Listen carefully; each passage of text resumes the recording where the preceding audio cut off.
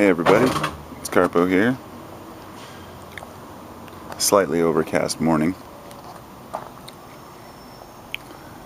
was looking at my garden here, and sometimes I think about the weeds, whether I should pull the weeds, and those are actually tobacco. Tobacco grows like a weed out here because of the seeding, but I've made a video earlier in the summer talking about whether or not to leave weeds or to attempt to pull them, whether or not there's a relationship between the plants and the weeds. And of course, I do believe there is, to an extent. I just don't know what it is. But I also believe that we're all aware of the connection between plants and animals. And, well, there you go.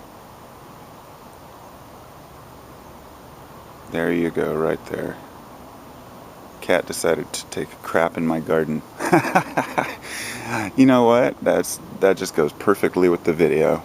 So what I was going to talk about is plants. I watched a show last night, a few different ones. One was called like Wild Indochina, and one was like Wild Islands. There were a few different ones. And during the movies, especially when they were talking about like Thailand and India and places where they have protected species, especially through religious means. In other words, Hindu religion protects many animals, or at least many people who practice Hinduism will not kill certain animals. And I remember watching a story about a family who lives in a shack in India somewhere, and they have cockroaches so bad that you would not even believe it. Millions of cockroaches. And they did I saw a film about it, and these people just live with these things. And they asked the guy, why don't you kill them? And he says, well, it's because they're God's creatures too. And I really thought about that, and I thought, is that true? I've had issues where I didn't want to kill ants even in my kitchen because, I've asked them to leave. I do my best not to kill animals or insects, which, killing a group of insects is no different than an animal to me, in the sense that, it's nature doing its thing. So I started thinking, exactly to what degree do we tolerate nature? Because for me, a house full of cockroaches is unacceptable. There's a temple in India, many temples, but one in particular, the rat temple, where they have something like 20,000 rats live in luxury, and the people come in and feed them. And that's cool because the rat's sacred. It's in the temple. That's understandable. It crosses the line when a person's trying to live a normal life and animals are interfering with that. In the places where monkeys are protected, this is the example I wanted to use. The farmers markets have these raids that are done by monkeys, and they will load up on these people's fruits and vegetables, and they hate it. It's like they have a respect for the monkey, but they have a low tolerance for them taking their food, and that's understandable. Because if you look at other animal groups, no, they don't live in conflict and destroy each other on purpose. There is conflict in the animal kingdom, but it's usually done out of a resolution of area, hunting grounds, food, resources, and humans are no different in that regard. And I think that we separate ourselves, somehow thinking that since we have an intelligence, since we have a consciousness, that we should make the decision to just let nature do its thing. In other words, if we interfere with nature, then we're doing something wrong. I don't see it that way. And I think that people do see it that way because they see themselves as separate from nature. So when a person's living a life where they don't feel connected with nature, they might be more likely to, well, I'm going to reword that.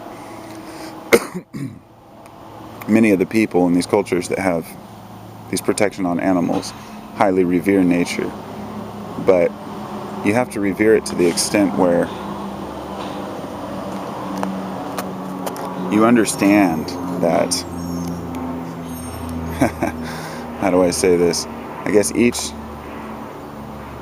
each group has to protect their own, even if it's at the cost of a smaller group of other animals or individuals. We have to put those monkeys in their place, so to speak. Because here's what happens, you let the monkeys go wild, you let them raid your village, and they overpopulate. And then you have to deal with an overpopulation of monkeys, and then when the food is short, the monkeys die off anyway. They end up suffering in the long run. And it's very difficult to know when to say when. I don't want rats in my house. I don't want cockroaches. This actually was inspired partly, this thought, by I remember watching a video last year, or maybe earlier this year, about a guy who was saying how people tell him he's not spiritual enough because he's swatting at mosquitoes during his video, because he's sitting there talking about accepting all life. And he made a retort video. He was like, look, if something's landing on me and trying to suck my blood, I'm going to defend myself. And that's exactly how I feel. And if there were rats in my house trying to get to my food that I have to feed my children with, that's my right to get rid of those rats. Just like a lion would get rid of us humans if we were perusing through their carcass. So I guess that's just the way I see it. We distance ourselves from nature, and so therefore we feel like we can't do anything to it without harming it, as if it's somehow a separate entity. And I don't see us as any separate from nature. The things that we do are brought about by our consciousness and our awareness, but it doesn't mean that it's unnatural. You see? It's just the way I see it. It doesn't mean that everything that humans do is a good decision. And I think that's what sets us apart from animals, is that we make decisions as opposed to just doing something. And if a group of animals picks a really bad location to live and they end up starving because of it, well, we say that's just nature. If a human makes a bad decision, people suffer because of it. We call it greed. We call it, arrogance.